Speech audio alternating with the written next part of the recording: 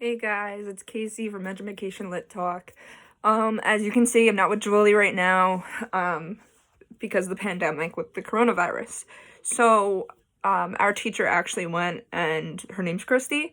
She told us that we're no longer going to be talking about, the common, books and everything else that we'd be talking about normally in a regular class setting. But because of everything that's going on right now with the pandemic, we're forced to be in our households and we're not in school any longer, but we're still going and doing our distance learning and stuff like that. So now she wants us to do isolation diaries. So the isolation diaries are going to go and consist of an informal video like I'm doing right now. I'm not very good at editing. Julie was the one that was the editor of the whole thing. So I do apologize for my editing skills or whatever I'm going to go and provide to you. Right now I'm in my room. I actually was getting over being sick. So I can actually add to all this with my own experience. Right now, we're going to go and be commenting on a news article, and I'm going to be discussing it with you and how I feel about it, and then I'm going to tell you, how my life's been changed upside down.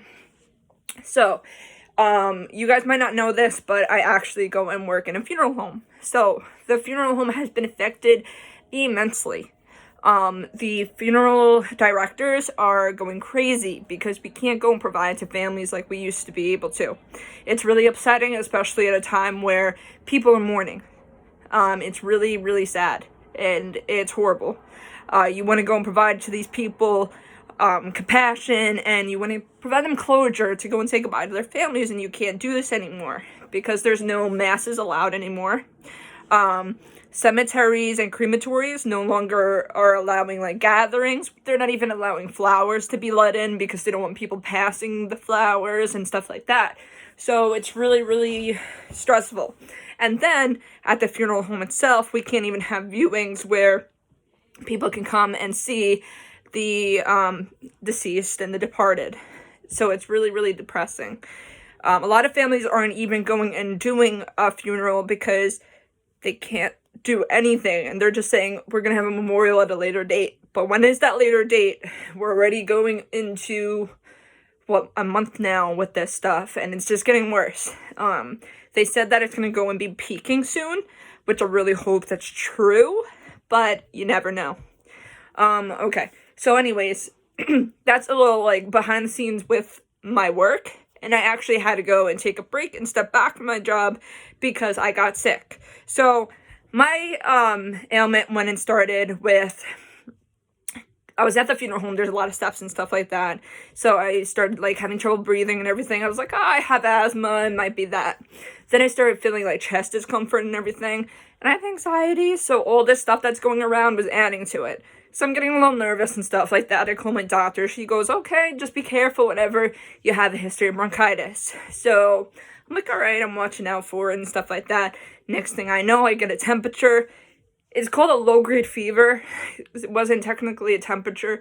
It's a temperature. It just wasn't a fever.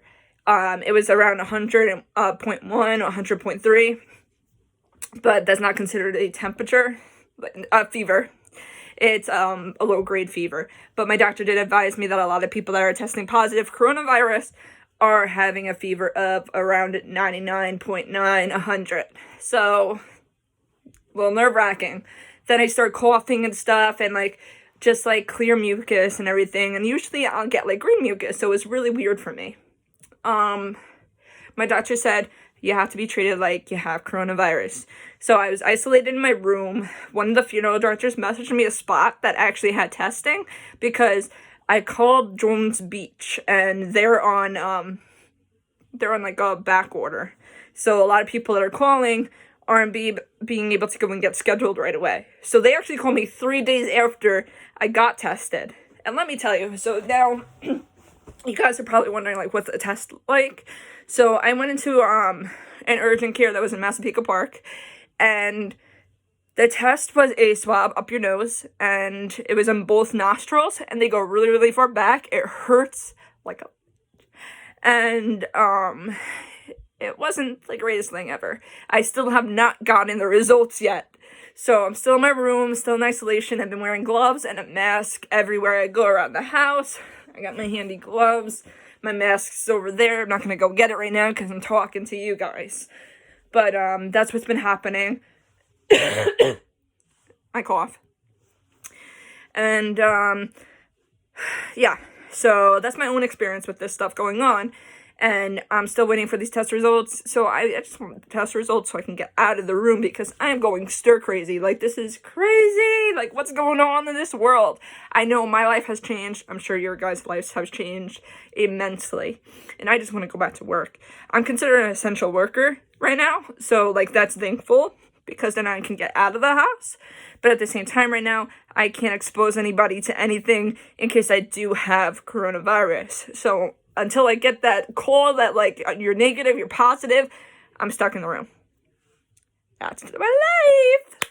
Anyway, so my news article today is actually going to go and be on a place I used to work. It was American Family Care Urgent Care. And they have 3 locations. So when I started there, they only had 2 locations. I worked out at East Meadow. They have a location, East Meadow and West Islip. I also, sometimes when they needed, like, extra workers, in West Islip, I would travel sometimes, not very close to my house, so I didn't like to go there. And then they opened up a location in Farmingdale recently. They took it over. There was a different, urgent care that owned it, and then they went out of business, so American Family Care took it over. Around the time they took the Farmingdale location over, I left, and I got the job at the funeral home.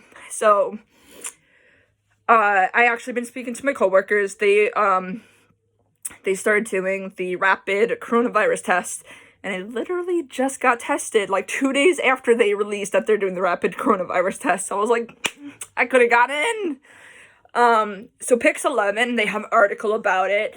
It says that it takes 13 minutes for the test to come back negative and 5 minutes for a positive result, which makes sense because when we went and did strep tests and flu tests, it was around the same time for, like, a flu test to come back positive and the flu test to come back negative.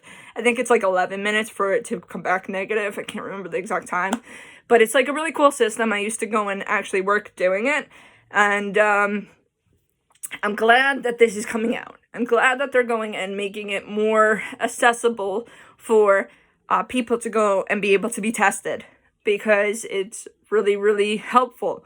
It's getting crazy out there. I know a girl who was 30 and she just started coughing in the middle of the night and she passed away. She had no other symptoms. They called the paramedics. I actually used to be an EMT myself. She went into respiratory arrest as an EMT, speaking as a previous one. Respiratory arrest is not easy to go and deal with. A lot of kids that go into cardiac arrest, it's actually respiratory arrest. And respiratory arrest is usually where people pass away. It's not easy to overcome, and you can't really get somebody back from it because, the cardiac arrest, you have the defibrillator and everything to go and help you jumpstart the heart, and you have compressions and everything. With respiratory arrest, you're really counting on the lungs. And if the lungs are failing, there's nothing you can do as an emergency technician to go and help that person. So it's very unfortunate that I actually know somebody that passed away from this. I also know somebody that had kidney stones. This was an older man.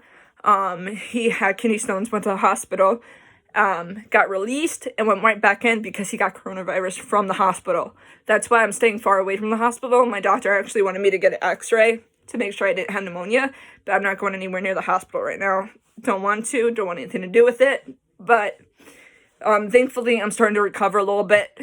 I started taking a Z-Pack. I don't know if you guys heard, they're doing like the malaria drug for a test trial treatment, which is a Z-Pack and I think it's Plaquenil.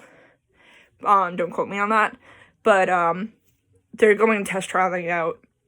People also need to be careful of that because a lot of people are going and taking a substance that they think is the combination with the Z-Pack, and they're actually dying from it because it's not what they think it is. So just be careful. with anything before you take it, okay? I'm gonna go and attach the, I'm going to go and attach the news article for you guys, from Pix 11 about the urgent care that I used to work at. Oh my god. Can't. Okay, sorry, because this video is not supposed to be longer than 10 minutes, and I'm trying to, like, cut it down, but talking a lot here. So I'm going to go and attach the news article. I do apologize that me and Julie will not be doing the Education Lit Talk anymore. It will still be on the same YouTube stream. She should be posting her videos as well. We're all just, like, very confused at this point. We're trying to go and move on as a society. I'm sure you guys are scared. I just caution you guys, be safe, stay home, take care of yourself. Wash your hands. Be careful around your parents. They're more susceptible to this stuff. Just watch what you're doing. Watch where you go. And listen to the news. Listen, not to the news. Listen to your governor. Listen to your president. They know what they're talking about. They know things behind the scenes that we don't know. Just be careful. Please. I caution you. Happy Easter. I hope you guys have a great Easter. And I will be talking to you next week.